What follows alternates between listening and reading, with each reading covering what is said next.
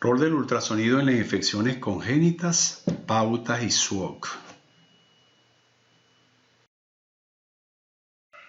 Bueno, jóvenes, continuando con el curso de enfermedades maternas y fetales, me corresponde hablar de infecciones fetales congénitas. Vamos a hacer una introducción a este curso discutiendo las pautas y SWOG para infecciones fetales congénitas. Vamos a basarnos para la clase en las pautas ISOC del año 2020, en las guías ISOC. Fíjense bien, cuando nos llega una paciente, ¿cómo nos llega una paciente con infección o probable infección durante el embarazo? Ella puede llegar a control, quizás llega porque tiene una IgG y una IgM positiva. Una paciente que sabíamos que no estaba enferma y llega con esos dos test altamente sugestivos de que puede estar enferma. La paciente podría llegar con una ecografía normal o podría tener una ecografía normal después de que la veamos nosotros o como es enviada, ¿no? También la paciente podría llegar sin serología, pero con una ecografía normal. Entonces, si uno obligatoriamente debería hacer un ultrasonido a cualquiera de estas pacientes, si es una ecografía normal, hacer como una referencia de segundo nivel, hacer una ecodiana para buscar malformaciones o anomalías morfológicas del sistema nervioso central o extracerebrales, que hay patologías o enfermedades específicas en esas áreas. También podemos encontrarnos con un paciente que va a tener un retardo de crecimiento intrauterino como único síntoma, o podría tener con un Doppler normal o anormal, o podría tener anemia fetal. ¿Qué debemos hacer? Porque nosotros sabemos que cuando nos enfrentamos a una IgM positiva y una IgG positiva, la IgM positiva podría estar presente, incluso el 75% de ellas siguen presentes aún cuando la enfermedad ya haya cesado.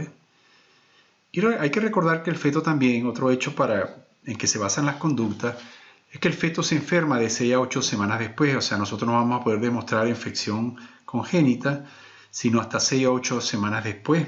Quiere decir que si nosotros en ese primer eco lo encontramos normal, de todas formas deberíamos, por un lado, repetir un ultrasonido en ese lapso o antes, si estamos en otro trimestre del embarazo, y sobre todo para hacer diagnóstico de enfermedad fetal deberíamos esperar 6 a 8 semanas porque es probable que no consigamos infección porque todavía él está en el periodo de ventana. Entonces esos dos conceptos son básicos, que la IgM puede ser positiva, aun estando no enfermo el feto ya, habiendo superado la enfermedad.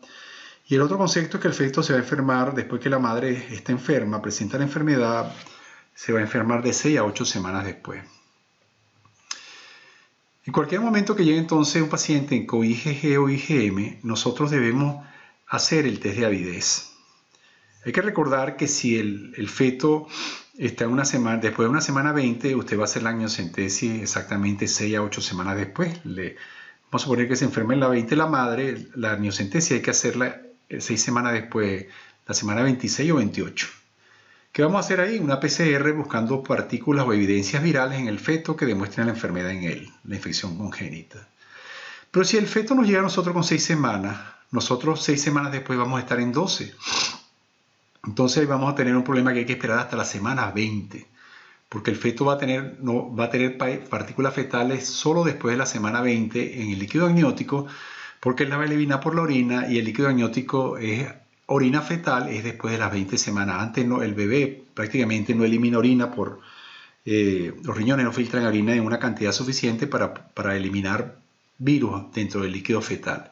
Entonces, si nosotros hacemos una amniocentesis antes de las 20 semanas, para hacer el PCR podemos conseguir falsos negativos y vamos a considerar que el bebé no está enfermo. ¿Okay? Entonces, lo que debemos hacer es una amniocentesis, ¿verdad? Y allí vamos a hacer laboratorio, aparte del PCR, podemos hacer pruebas de plaquetas, podemos hacer pruebas de beta-2 glucoproteína, podemos hacer cuentas de partículas de ADN viral. Y tenemos que hacer un eco diana o RM buscando lesiones intracerebrales o extracerebrales. Eso es lo que deberíamos hacer, ¿ok? Entonces con esto nos ubicamos en el contexto de una infección congénita y vamos a comenzar a ver cuáles son los signos ecográficos de infección congénita, ¿ves? Tenemos signos cerebrales. Cuando ustedes ven un feto que tiene calcificaciones cerebrales, ese es un signo importante de infección fetal. Otros lo puede tener en el borde del ventrículo, lo puede tener en la sustancia blanca periventricular o lo puede tener en el parénquima cerebral, en la sustancia subcortical. Podría estar allí, puede tener tabiques en el ventrículo lateral, podría tener también quistes ventriculares, subventriculares, quistes ependimarios, puede tener estenosis acueductal, agenesia del cuerpo calloso, alteración de la proliferación, o sea, agiria, poligiria, microcefalia, y podrían haber también hemorragia cerebral, quistes cerebrales, hipoplasia del cerebelo, entre otras. Extracerebralmente podemos tener sistémicas como ascitis, anemia, hepatoesplenomegalia que es frecuente, derrame pericárdico y intestino ecogénico. Eso se ve muy bien y también con frecuencia en estos pacientes con infección congénita. A veces no conseguimos ninguna de estas características, sino conseguimos alteración del perfil de crecimiento. O sea, por eso cuando nosotros conseguimos un paciente con un retardo de crecimiento, recuerden que pueden haber 3 causas de peso por debajo de 10, del percentil 10. Una es la hipoperfusión placentaria, ¿verdad? Eso sería una insuficiencia placentaria, una. 2, podría ser un feto que tiene alguna infección o algún problema genético. Y la tercera, todo feto por debajo del percentil 10 sería el otro retardo de crecimiento. Siempre hay que pensar que podría estar incluso con Doppler normal, un feto presentando una infección. Además, en los anexos ovulares podemos tener placentitis, oligoamnios y polidrácnios. Entonces, vamos a hablar de cada patología y luego hacemos como una sinopsis de los hallazgos que podemos tener en una forma, digamos, general, porque en el curso de neurosonografía vamos a tocar, en este diplomado de medicina materno-fetal, vamos a tocar toda la evaluación neurosonográfica específica, avanzada, incluyendo resonancia magnética, donde vamos a discutir en esos métodos los hallazgos de la infección congénita específicamente por cada enfermedad y por cada microbio que produce enfermedad, ¿ok? Entonces, el citomegalovirus congénito es la infección viral congénita más frecuente. Tiene una prevalencia del 2% de los nacidos vivos. Es la causa de infección principal y de retraso mental y sordera en los fetos o en los recién nacidos. La transmisión es muy importante. Se puede decir que la mitad de las mujeres con citomegalovirus se lo van a transmitir a su bebé. De esos fetos, el 10% va a salir con algún síntoma al nacer. Recuerden que los síntomas se pueden ver en imagen o se pueden demostrar, pero también los síntomas a veces no se pueden demostrar. Por ejemplo, la sordera neurológica es uno de los problemas del citomegalovirus y hay que siempre advertir al paciente esa posibilidad. Un 10% de asintomáticos van a desarrollar sordera y el 15 al 30% de mortalidad. Fíjense entonces que vamos a tener 20% de afectación. Y es la infección fetal que se diagnostica por amniocentesis. La infección fetal necesitamos hacer amniocentesis para diagnosticarla y hacer PCR. El tamizaje de rutina no es recomendado en la mayoría de los países. Es otra cosa. Una enfermedad con tanta secuela y tanto problema, en algunas partes se considera innecesario porque primero le tiene la legalización cuando hay malformaciones congénitas para terminar el embarazo, y lo otro es que ante la imposibilidad de tratarlo no lo considera necesario, es un gasto innecesario también. ¿Ves? En algunos países en Latinoamérica hay varios países que sí lo hacen. En Colombia se hace de rutina tamizaje para infecciones congénitas, en Chile, en Brasil, y en Estados Unidos se hace siempre. El diagnóstico prenatal se hace principalmente en el contexto de anormalidades ecográficas. Entonces, donde no se hacen pruebas serológicas, el contexto se diagnostica en una forma, diríamos, retrógrada o no de primera línea, mediante los hallazgos ecográficos que les nombré anteriormente. Entonces, todo paciente con los hallazgos ecográficos que hablamos debería pensarse en una infección congénita. Dentro del citomegalovirus congénito vamos a conseguir dos grupos de embarazadas. Vean, nos puede llegar una paciente inmune que va a tener IgG positiva. Esa paciente, por lo general, esa que ya viene, que no va a tener problemas, que tiene IgG positiva y puede tener IgM negativa, ella va a tener un hijo que tuvo toxoplasmosis, más o menos el 1% de ella. Y el 10% de esos fetos que tuvieron citomegalovirus en útero, ellos van a estar infectados. 10% de ellos estaban infectados, pueden tener síntomas al nacer con secuelas y retraso. Secuelas está mal escrito ahí. Vamos a tener unos susceptibles, que son esas que llegan con IgG negativo e IgM negativo. Esas no tienen inmunoprotección, no tienen anticuerpos. 1 al 4% de estas mujeres serán negativas, adquirirán la infección primaria durante el embarazo. Del 40 al 50% de mujeres infectadas van a transmitir el citomegalovirus. Y el 33% de fetos infectados tendrán síntomas u otras secuelas. Entonces, como le decía yo, si le llega una paciente IgG positiva e IgM negativa, y entonces usted, ¿cómo diagnosticar que realmente esa paciente está enferma? Entonces, fíjense bien, un hallazgo de lo siguiente: aparición de IgG positiva específica en una mujer que era previamente IgG negativa. Detección de anticuerpos para citomegalovirus IgM y que tenga avidez baja. Esto de la avidez baja es muy importante y se lo voy a explicar aquí. Entonces, la avidez de por la IgG dicta la pauta. La detección de la IgM no siempre indica infección primaria. Fíjate, por eso a veces nosotros tenemos esas pacientes que llegan con una IgM positiva y bueno, nosotros aquí por lo general tenemos no tenemos otro recurso y tratamos a esos pacientes, por lo menos en algunas enfermedades como toxoplasmosis, los tratamos, pero hay que saber y tener bien claro, que ese era el hecho que yo le decía anteriormente, que el 70% de las pacientes que tienen IgM positiva no van a tener la enfermedad, porque la IgM va a decrecer o va a desaparecer antes de los 6 meses en el 25%, el 70% sigue positiva 1 año hasta 2 años después. Entonces podemos tratar a un paciente que no lo necesite. ¿Quién nos dice que la paciente esa IgM es realmente cierta o no? Lo que nos aparece, lo que nos ayuda es el test de avidez. El test de avidez por la IgG tiene una interpretación. Eso se hace. Si la avidez por la IgG es baja, o sea que una avidez menor del 30%, se puede decir que esa infección tiene más de 3 meses. ¿Ok? Pero si tiene más del 60, perdón, tiene menos de 3 meses, ¿ok? Pero si tiene más del 60%, ya esa infección tiene más de 3 meses y podemos considerar que la paciente está libre de enfermedad. Sin embargo, cuando nosotros tenemos esta parte intermedia acá, nosotros sabemos que si tiene 15%, la infección fue 6 semanas antes, ¿verdad? Y aquí uno no sabría bien, pero entonces uno debería por lo menos realizar la IgG, un conteo nuevamente en 3 semanas, y si aumenta 4 títulos, uno podría decir en este intermedio que es equívoco, pues, entre 35 y 60. Sabemos que menos de 30 la infección es reciente o activa, y más de 60 es una infección pasada. Pero si está entre los dos lapsos, uno debería hacer una titulación nueva de IgG y ver si aumentan los títulos para poder hacer un diagnóstico diferencial.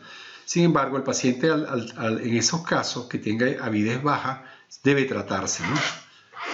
Debe tratarse. Ok. Entonces, ¿cómo diagnosticamos el citomegalovirus congénito? Haciendo PCR del ADN del citomegalovirus en el líquido amniótico. ¿Cuándo hacemos la amniocentesis? Debe hacerse después de las 18 a 20 semanas. Preferiblemente después de las 20 semanas, por lo que antes le expliqué. Y eso nos plantea el problema del primer trimestre. En el primer trimestre el citomegalovirus se elimina por orina fetal, porque el riñón, como les decía yo, después de las 20 semanas es que tiene partículas virales, porque después de las 20 semanas es que el riñón empieza a producir orina. Entonces, esa es la importancia de saber el momento ideal de hacer la amniocentesis. ¿Cuáles son los indicadores, según la ISO, prenatales de pronóstico en la infección congénita por citomegalovirus? Uno de ellos de pronóstico es el momento en que la madre adquirió la infección. presencia y tipo de anomalías fetales, que eso es por imagen, y los parámetros de laboratorio. ¿Okay? Vamos a analizarlos cada uno. Por ejemplo, la edad gestacional al momento de la infección. Entonces, la transmisión vertical. ¿Cuándo se transmite más? En todas las enfermedades congénitas, no solamente el citomegalovirus, se transmite mejor después del primer trimestre. Pero se transmite menos del trimestre, por debajo del primer trimestre o en el primer trimestre. ¿Okay? Fíjense, los síntomas severos al nacer. ¿Cuándo son los síntomas severos al nacer? Son más graves en el primer trimestre que después del segundo y tercero, en el cual es despreciable. Por lo tanto, los síntomas son más severos, son inversamente proporcional a la edad gestacional. ¿Ok? O sea, a menor edad gestacional los síntomas van a ser más severos. Dentro de los otros indicadores pronósticos de la pauta, tenemos que la afectación, ¿verdad? Entonces, fíjense, la transmisión va a ser, como les decía, baja en el primero trimestre, en el periodo periconcepcional, un poco antes de la concepción, la paciente que no está embarazada, pero sigue embarazada, sigue enferma después de embarazarse, en la periconcepción. Esos pacientes en este tiempo van a tener la mayor rata de enfermedad y de afectación, de un 29 y 19% contra, por ejemplo, un 0,4% del tercer trimestre. Esta paciente es donde no se hizo amniocentesis, pero se consiguió también un alto porcentaje de transmisión y de lesión fetal. ¿Entendido? Esto verde significa pacientes que no se hicieron la amniocentesis y el diagnóstico fue postnatal. El 76% de esas pacientes se consiguió afectación, ¿de acuerdo? Entonces, la afectación también es directamente proporcional a menor edad gestacional. ¿Okay? O sea que a menor edad gestacional vamos a tener mayor afectación. Entonces, fíjense, la rata de transmisión entonces es menor a nivel del primero y segundo trimestre, pero la lesión fetal es mayor en ese tiempo. Entonces, en estos lapsos, la mayor incidencia de sordera neurológica podría ocurrir, ¿ok? Que eso es muy importante y hay que tenerlo en cuenta, ¿de acuerdo? Entonces, aquí tenemos las dos características. ¿Ve? La posibilidad de ser sintomático al nacer si el feto está infectado y sospechoso es mucho mayor en el primer trimestre que en los últimos trimestres, y la posibilidad de sordera o de afectación auditiva es mucho mayor en los trimestres tempranos, primer trimestre y segundo trimestre, como se ven acá, en comparación con el tercer trimestre. Entonces es mayor en el primer trimestre, ¿verdad?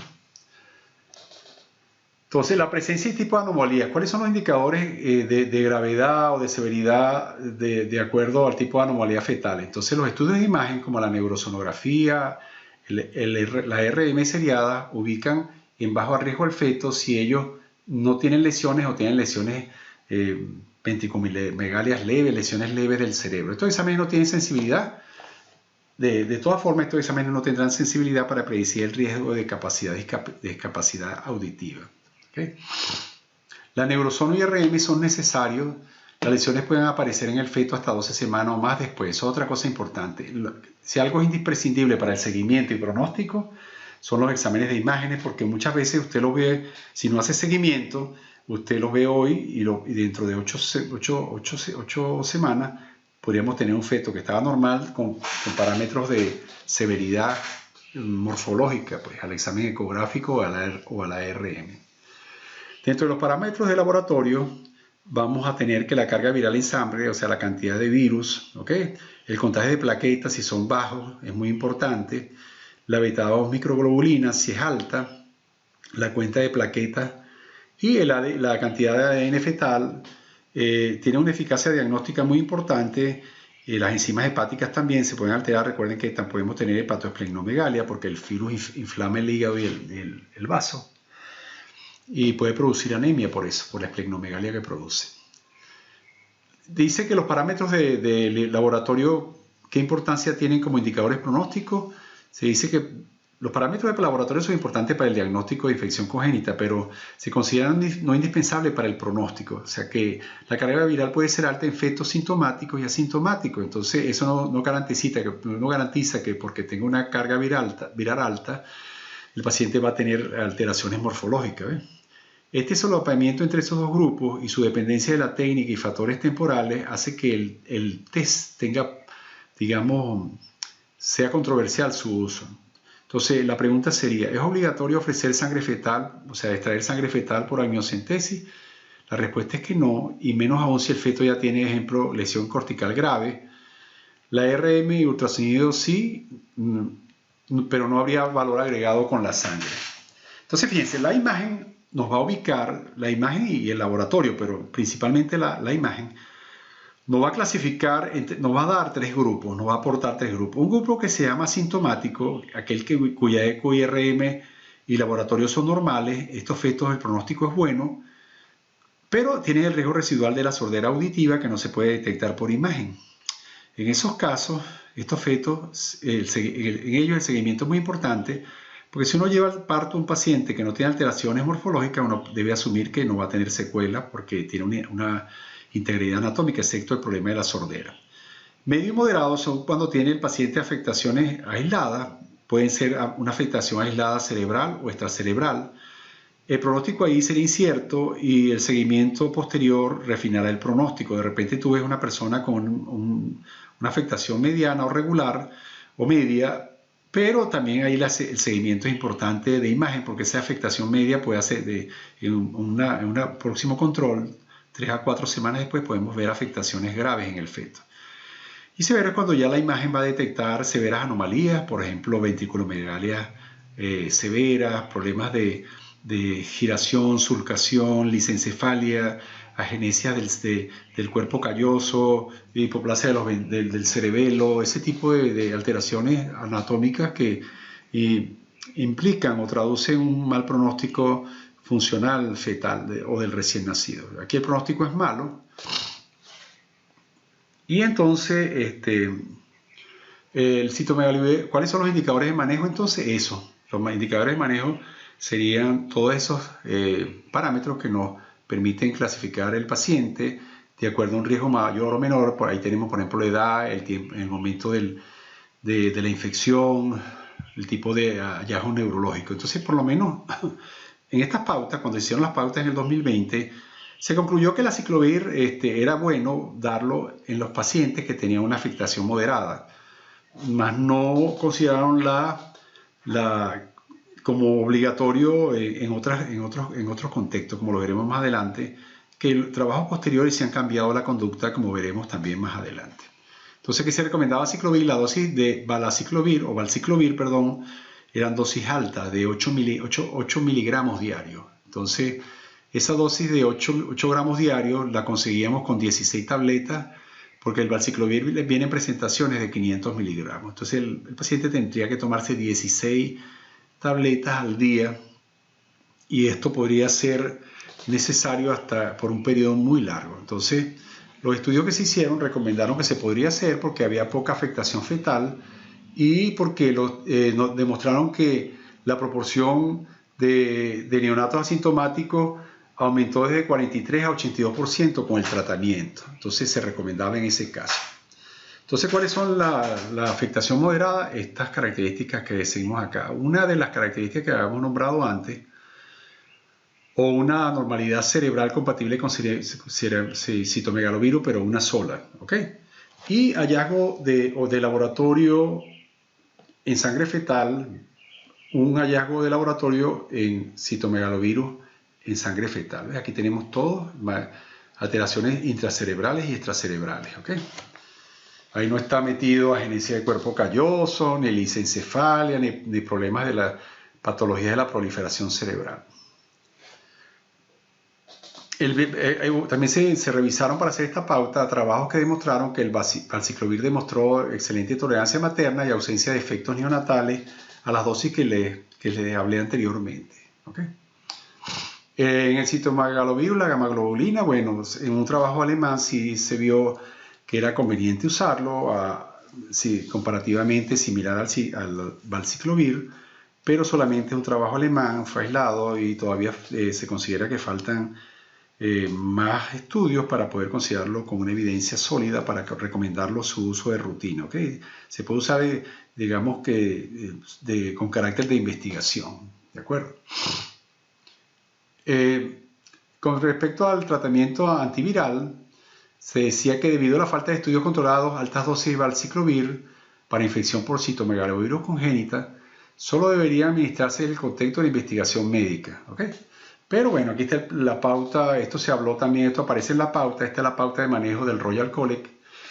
Aquí se hace amniocentesis cuando el paciente, la madre se ha seroconvertido o está enferma. Se hace amniocentesis 6 a 8 semanas después de la infección primaria o secundaria materna. O que quiere decir que la amniocentesis debe hacerse siempre que el feto tenga 20 semanas o más de gestación. Se debe hacer una ecografía diana, como lo habíamos hablado, cada 2 a 4 semanas para ver pronóstico. Esa podría ser también acompañada de una RM cerebral después de las 28 semanas, una muestra de sangre fetal para ver la carga viral, microglobulina, la carga de ADN. Y esto nos va a llevar a considerar los grupos que habíamos hablado. Por ejemplo, en el grupo asintomático se consideraba el seguimiento cada 2 a 4 semanas, cuando se había hecho ya el diagnóstico, digamos, ya se había hecho el diagnóstico. Cuando los pacientes eran moderados se consideraba el tratamiento, eso es lo que sugiere la pauta del Royal College, y ese tratamiento debería ser expectante hasta el parto. Al nacer el examen clínico debería hacérsele al paciente, sobre todo el examen oftalmológico y la resonancia por las afectaciones oftalmológicas que puede tener el bebé. También hay que examinar la placenta, ¿ok? En los pacientes sintomáticos severos, el beneficio del tratamiento es discutible y más bien allí se sugiere terminar el embarazo. Y en los moderados sintomáticos se considera tratamiento en útero o finalizar el embarazo también. Como le habíamos dicho anteriormente, se puede tratar o se considera el finalizar el embarazo. Al finalizar el embarazo hay que examinar la placenta y realizar autopsia y RM al feto muerto, ¿okay? Esa es la pauta de ellos ahí. Luego de esa pauta de acá, esto fue post-hoc, hay algunas investigaciones, por ejemplo está el de Lancet, que el valciclovir disminuye la transmisión vertical a mayor precocidad del tratamiento. O sea que a mayor precocidad del tratamiento vamos a tener mayor prevención. Ellos hicieron un estudio con 45 pacientes con valciclovir y 45 pacientes sin valciclovir, y la reducción en el grupo del valciclovir fue del 70% en comparación con las del grupo placebo, que fue de apenas el 30%. Entonces dentro de eso se puede decir que dentro de la prevención congénita lo más importante que debemos tener, por ejemplo, en citomegalovirus, es la educación. Fíjense que la mujer embarazada con el primer feto, hay muchos trabajos que lo aseveran, con el primer feto no sufre de citomegalovirus, pero con el segundo embarazo sí lo sufre, porque ya en esa época por lo general el niño está escolar y en la escuela es donde el niño se contagia, el primogénito, y él va a llevar la enfermedad a la casa. Entonces se recomienda que la madre debería estar en un estado así como estamos ahorita con el COVID, debería manejar ese niño cuando está embarazada, debería colocarse tapaboca, hacer un buen lavado, todas las medidas que hacemos para la prevención que conocemos y hemos introyectado nosotros con esta pandemia que tenemos.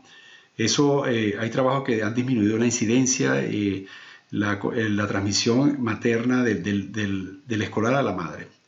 La prevención secundaria sería evitar la transmisión al feto. O sea, una vez que la madre esté infectada, la madre debería tomar valciclovir o gamma-globulina hiperinmune específica que le hablé del estudio alemán, ¿verdad? La prevención terciaria sería disminuir las secuelas al feto, y eso lo deberíamos hacer tratando a la madre prenatalmente cuando demostramos que el feto se seroconvirtió, o sea, cuando demostramos el PCR positivo en el líquido amniótico fetal. Postnatalmente la prevención ya es con ganciclovir, sobre todo para otro tipo de alteraciones.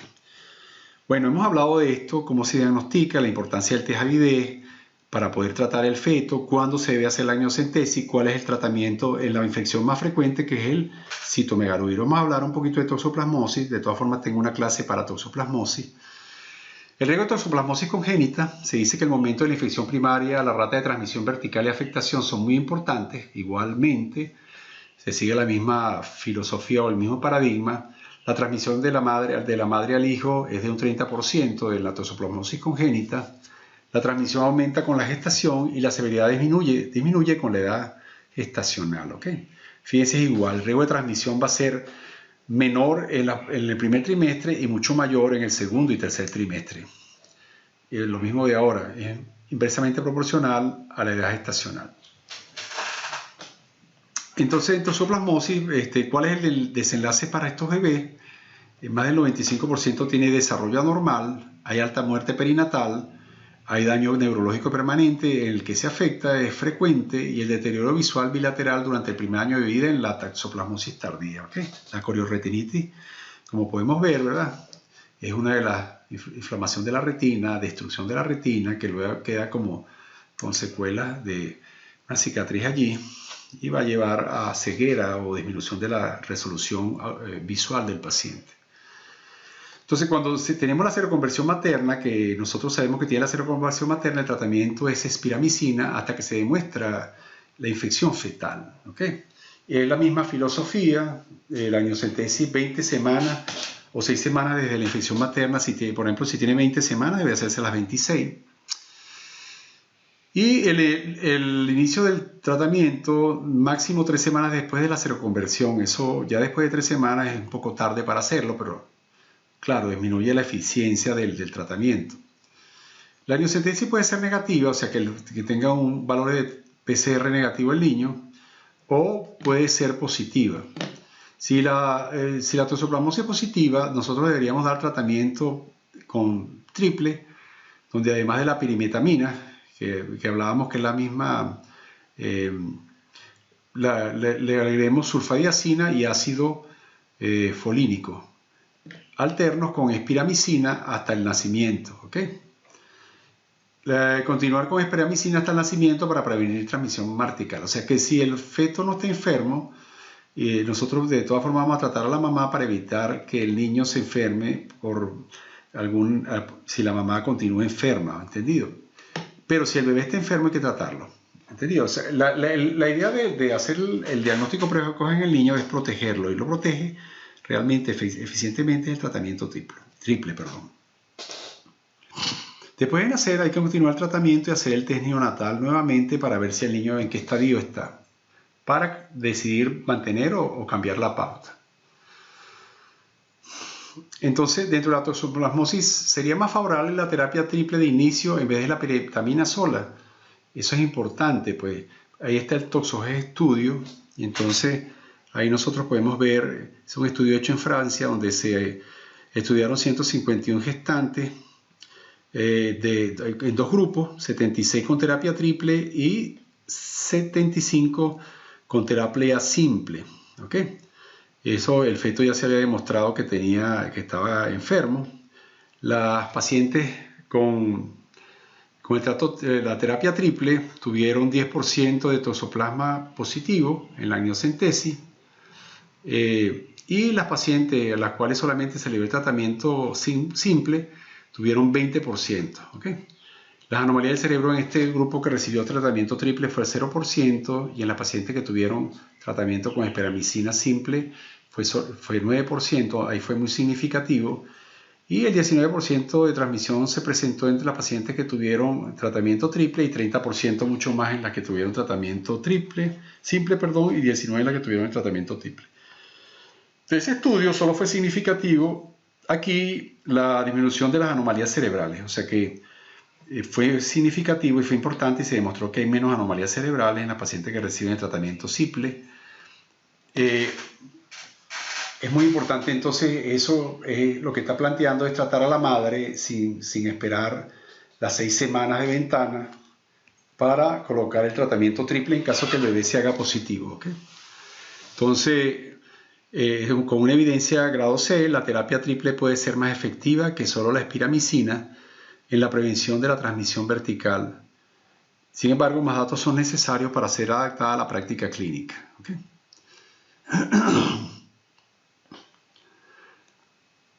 Entonces, la ecografía debería hacerse detallada en busca de órganos blancos, cerebrocular sobre todo. Fíjense que estos niños pueden tener cataratas desde antes del embarazo, o sea, desde antes del nacimiento, y eso se puede ver en la ecografía. Vamos a buscar calcificaciones no periventriculares, sino en el parénquima cerebral, hidrocefalia, alteraciones de la fosa posterior, anemia. Podemos buscar también intestino ecogénico, hepatoesplenomegalia igualmente. Entonces, Se puede decir que ustedes tienen que también advertir, al igual que en el citomegalovirus, que aún con imágenes fetales normales, existe un 30% de riesgo de secuelas a largo plazo, especialmente retinitis, la cual ocasionalmente causa pérdida visual. Entonces hay que tener cuidado con eso. ¿Y cuáles entonces son los escenarios que nos interesan en medicina fetal? Por ejemplo, ya hablando de varicela zoster. Entonces, fíjense, varicela zoster es el virus de la varicela en la madre, ¿verdad? También él se ve también en los casos de herpes virus tipo 2, que es el que causa lo que llaman la culebrilla. Si se puso un niño a un diagnóstico de varicela, si la madre se expone a un niño diagnosticado con varicela, es una posibilidad, o si la paciente tiene diagnóstico de varicela. Entonces, en el caso 1, si se puso un niño diagnosticado con varicela más de 15 minutos, hay que hacer el examen de IgG virus zoster o BZIG en los siguientes 10 días de la exposición. Sin embargo, esa paciente debe recibir aciclovir oral y puede también administrarse como profilaxis post-exposición. O sea, ustedes inmediatamente se expone la paciente 15 minutos, se le debería dar el aciclovir. Son tabletas de 200 miligramos y el tratamiento son 3.2 gramos diarios. ¿Okay? O sea que habría que darle unas cuantas tabletas para cumplir el tratamiento durante 7 días, el tratamiento para varicela. Entonces el seguimiento, o sea, habría que hacer seguimiento de la infección materna. Si tiene menos de 20 semanas, la ecografía serial debería comenzarse de las 5 semanas después del inicio de la infección materna o después de las 16 semanas de hacer un seguimiento de signos diana del síndrome de varicela congénita. El síndrome de varicela congénita se corresponde con microptalmia, deformidades de los miembros, ventriculomegalia, calcificaciones orgánicas, retardo de crecimiento intrauterino, los mismos hallazgos también cerebrales, ventriculomegalia, ventriculitis, etc. Entonces, varicela zoster, diagnóstico, ¿verdad? Tiempo de infección materna en el primer trimestre, la posibilidad de que tengamos varicela congénita es de un 0,5%, como todo, la transmisión sigue siendo poca. De las 13 a las 20 semanas es mínimo el 2%, y luego en las 20 semanas es despreciable, y de las 36 semanas en adelante la transmisión aumenta. Por eso vamos a tener niños que pueden nacer con estigma de varicela en los casos de la paciente sufre la infección en el último periodo de la gestación. Parvovirus es un virus que no causa tanto problema, lesiones orgánicas, morfológicas en el sistema nervioso central. Produce más bien alteración de la hematopoiesis y va a tener anemia el feto. Es el síntoma cardinal en parvovirus. Por eso cuando uno hace, buscando el screening que deberíamos hacer nosotros incluso en el control, es siempre hacer en la paciente el ecomorfológico diana, ¿verdad? Intra o extracerebral, pero también deberíamos hacer velocidad de la cerebral media.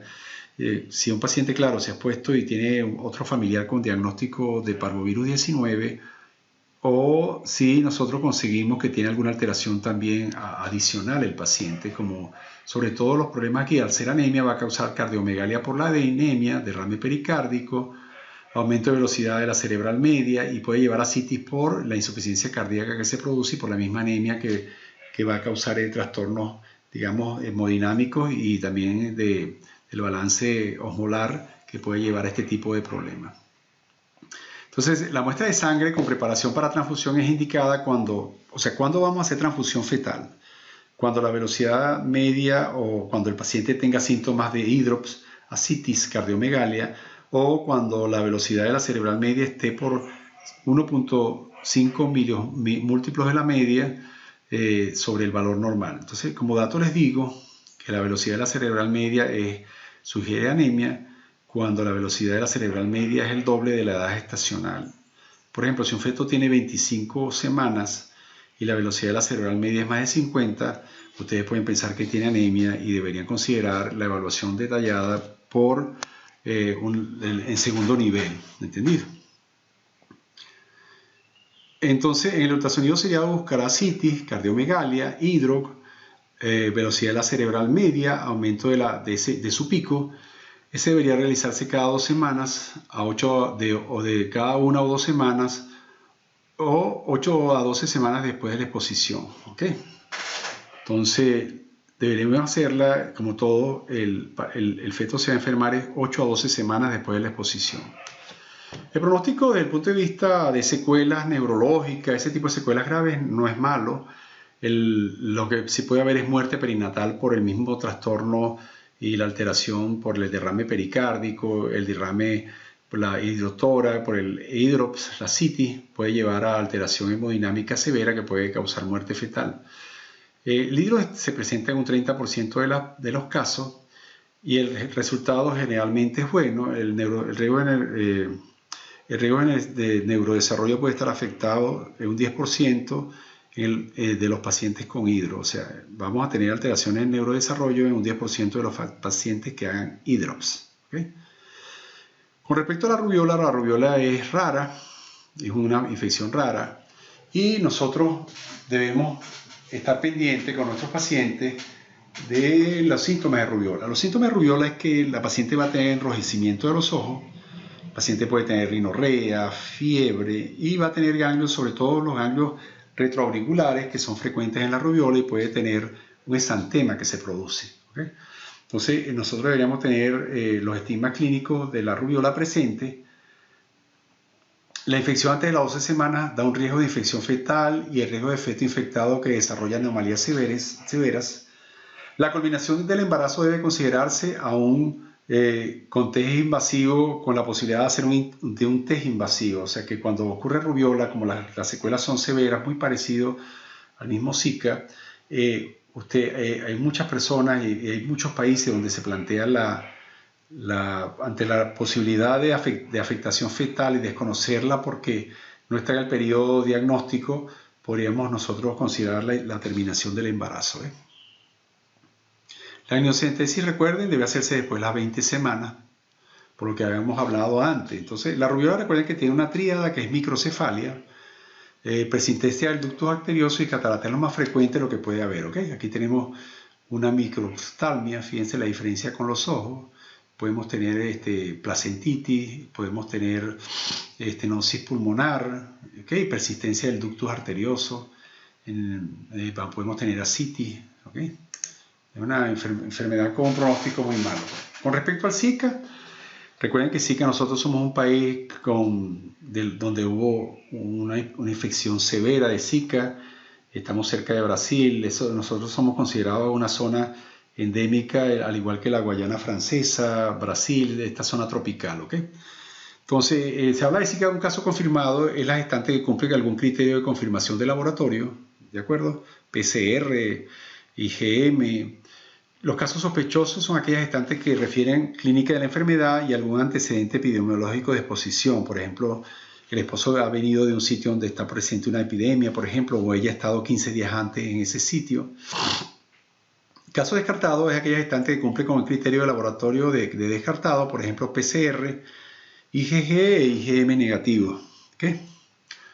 Fíjense, las secuelas que causa el Zika son terribles, puede producir ventriculitis, hidrocefalia, calcificaciones periventriculares, quistes cerebrales, alteración de la giración, de la proliferación, lisencefalia, puede producir agenesia del cuerpo calloso y también podemos tener alteraciones de la cisterna magna, quiste de Blay, podemos tener hipoplasia cerebral. Allí tenemos catarata, microcefalia, convulsiones. ¿Okay? Es una enfermedad que puede degenerar el tallo cerebral y la médula espinal. Entonces, es una enfermedad con un pronóstico muy sombrío. Y dado que múltiples infecciones congénitas se expresan con similares características, nunca debemos olvidar el Zika. Entonces, fíjense bien, muchas veces nosotros nos llega un paciente con esta lesión que podemos tener igual en el citomegalovirus. Deberemos hacer estudios serológicos y moleculares para poder descartar el diagnóstico diferencial de acuerdo al test que exista para cada una de las enfermedades. Entonces, cuando a veces nos llega el paciente ya con un diagnóstico, llega seropositivo para citomegalovirus, por ejemplo, pero a veces el paciente lo que va a llegar es con calcificaciones cerebrales, hepatohepatomegalia, anemia. Entonces uno tiene la obligación de descartar cuál tipo de virus es. ¿Entendido? Entonces, muchas veces tenemos que hacer varios tipos de test para poder hacer el diagnóstico diferencial de la infección que tiene el paciente. Por último, ya vamos a terminar la neurosonografía diana en infección congénita por citomegalovirus en sospecha confirmada. Entonces, cuando nosotros ya tenemos sospecha o un caso confirmado, deberíamos hacer una neurosonografía diana. Recuerden que la ISOG nos ha llevado, y la misma evolución de la obstetricia y la medicina materno-fetal nos ha llevado a cambiar paradigma. Este paradigma era el que hacíamos antes, donde hacíamos el corte transtalámico, transventricular y transcerebeloso. Y bueno, ahora estamos haciendo cortes sagitales, deberíamos hacerlo en la evaluación sobre todo de alteraciones. Esto lo hemos hecho nosotros hace muchos años en la evaluación perinatal del recién nacido con problemas. Hacemos ecografía transfontanelar. Estos cortes nosotros estamos muy familiarizados. Este es el corte sagital y este es el parasagital de 25 grados. Este es un corte que es un poco inclinado, fíjense, no es en el centro. En el centro uno ve el cuerpo calloso, pero en este corte que es parasagital no puede ver el cuerpo calloso, sino lo que ve es el trayecto completo del ventrículo, donde uno puede observar los ventrículos, las astas frontales que están acá. Después vemos el cuerpo del ventrículo y por último vemos el asta occipital y el asta temporal que se ven acá. Recuerden que siempre las astas frontales están más cerca del centro. Como lo hacemos con esta inclinación, podemos ver en un mismo plano todos los segmentos que conforman el ventrículo. Y este corte es muy interesante, sobre todo para ver afectaciones por virus. Aquí es donde vamos a ver las calcificaciones y una patología que se llama heterotopia, un hallazgo o un hallazgo morfológico que es la heterotopía, que en el proceso de proliferación, recuerden que los núcleos grises están aquí, la eminencia gangliónica, de allí parten o se forman las células, neuronas que van a migrar hacia acá, hacia la corteza cerebral o a la materia gris. Muchas veces no pueden migrar por el proceso inflamatorio que hay, se quedan aquí y van a formar pequeñas mamilas o protuberancias que uno las puede ver tanto en resonancia como ultrasonido, y ese es el corte donde se ve mejor. Los cortes coronales muy buenos también para ver sulcación, para ver, poder comprobar algún hallazgo en una forma ortogonal. Son muy interesantes. ¿Okay?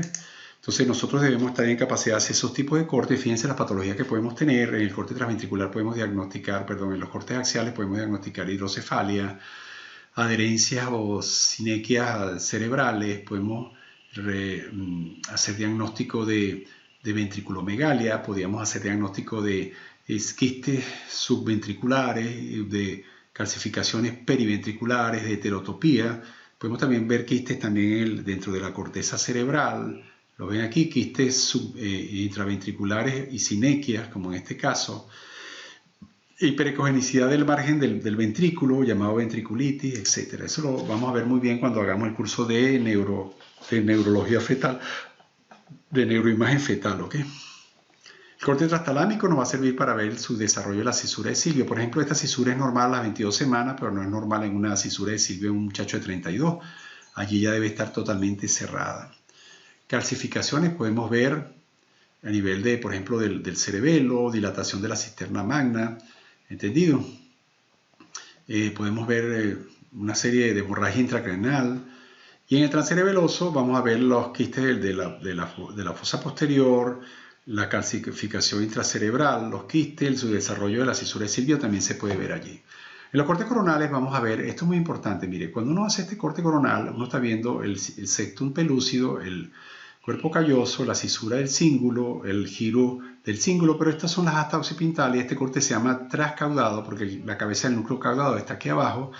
Aquí podemos ver el tercer ventrículo. Fíjense aquí, esto que está acá es la ínsula de Rayleigh, que ya está por dentro de la cisura de Silvio, que es esta Y que ven aquí. Entonces aquí hay calcificación de los núcleos, le dicen la eminencia gangliónica, ¿ves? Pero realmente son núcleos grises, donde está el núcleo, el putamen y el núcleo lenticular y el putamen, entonces, o el globo pálido y el putamen. Entonces allí nosotros vamos a tener la cápsula interna, la cápsula externa, pero aquí estamos viendo las calcificaciones de la eminencia gangliónica. Algunos se llaman calcificaciones lenticuloestriadas, eso por inflamación, se produce vasculitis también allí. O sea, es una infección, como ven ustedes, que toca todo. En el plano parasagital vamos a ver todo eso, sobre todo vamos a ver alteraciones de la ecogenicidad periventricular. Ese es este corte que yo les dije ahora, ¿ok? ¿Okay? En ese corte no se puede ver digenesia del cuerpo calloso en el parasagital, ¿entendido? Terminando ya, entonces el mensaje final es que debemos en las infecciones congénitas, cuando las sospechamos, cuando lo vemos, seguir un protocolo de evaluación sistemática. La neurosonografía y la RM deben realizarse no en una forma dispersa, sino buscando puntualmente en la lista de chequeo todas esas alteraciones que le nombré para infección fetal. Eso importa mucho para el pronóstico. El tratamiento prenatal es posible. Fíjense que no, citomegalovirus se debe tratar prenatalmente, igual que la toxoplasmosis, igual que la sífilis, igual que la varicela zoster. Fíjense lo que estamos viendo nosotros, que el feto ya es un paciente. Nosotros tenemos que ver 2 pacientes. Que el manejo debe ser multidisciplinario y debemos hacer prevención y educación de las gestantes. Eso es muy importante. Cuando ustedes tienen un paciente, es como el COVID, hay que hacer educación de ella para evitar la enfermedad. Recuerden lo que hablamos de la madre con el niño y el citomegalovirus. Las imágenes las clasificarán en pronóstico bueno, regular y malo. El laboratorio de segunda elección es de segunda elección y no es indispensable a este fin para el pronóstico, aunque sí es para el diagnóstico es importante en el feto, la PCR en el líquido amniótico. Toda infección fetal debe tratarse si se detecta en el primer trimestre, dado que debe esperar más de 8 semanas para la amniocentesis, pues el PCR de las partículas virales solo es positivo en líquido amniótico que contenga orina fetal, evento que no es demostrable antes de la semana 18. La tendencia, aunque aún sin consenso unánime, es que deberíamos tratar a la madre enferma durante el lapso de ventana, así se disminuiría la transmisión al feto y la severidad de las lesiones de aparecer la infección en ese lapso, excepto que sea de pronóstico malo, que podrá ser susceptible de conducta definitiva y eso debe ser consensuado con la madre. Bueno, muchas gracias y espero que sea de provecho la conferencia.